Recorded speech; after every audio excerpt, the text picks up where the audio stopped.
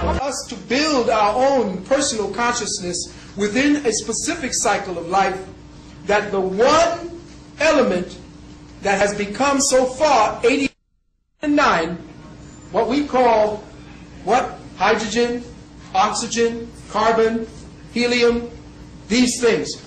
These are all part of the harmonic resonant variable of consciousness, because there is no 88, there is no 104, there is no 90, there is no number to the elements.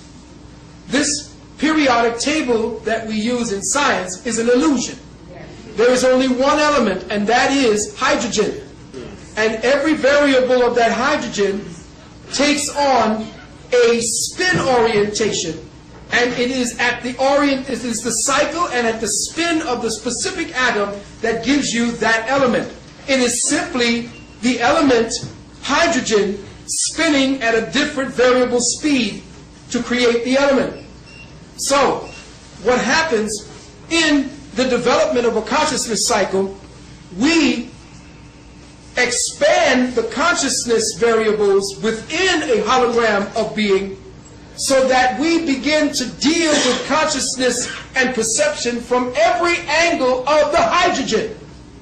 And as we become more grounded in the consciousness of the hydrogen atom as it represents itself on that specific level, we begin to discover all these different elements.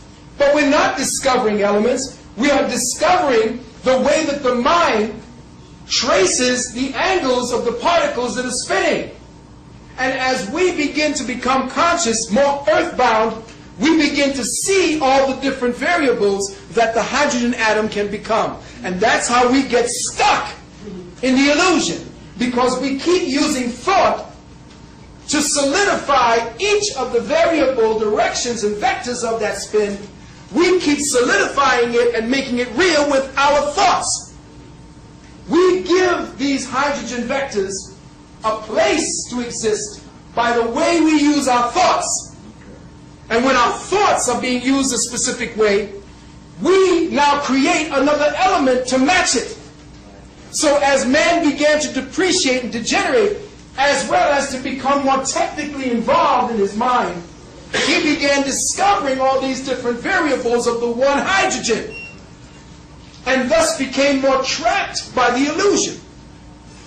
Now what you have to do is to reabsorb or go through a consciousness accretion of taking all of those variables and bringing them back to the self that is giving them their dimensions, that is constantly looking to see all the different variables and thinking that these different illusory spins of that particular particle is real.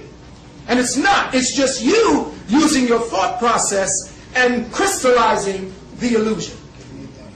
So through the consciousness accretion, you stop looking at the illusion as the reality and begin to come and call all those energies back to yourself.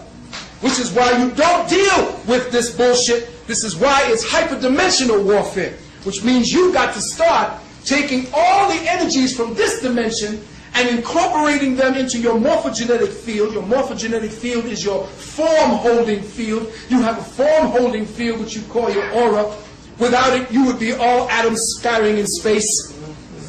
So inside of this morphogenetic field, you have to switch the polarities and begin to withdraw from the illusion and draw back all of the thought energies you put into those particular spin orientations, and then bring yourself back into the oneness, so that once you have accreted all of the energy bands that you've given off in your thoughts, now by bringing the whole dimension back into your morphogenetic field, boom, you disappear like your ancestors did.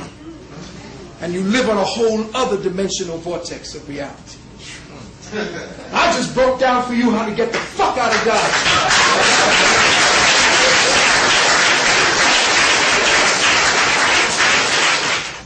You are feeding an illusion. And the more you feed it, the more it becomes real to you. Because you give life. You are the one that gives meaning to it. Withdraw the meaning, and it no longer exists.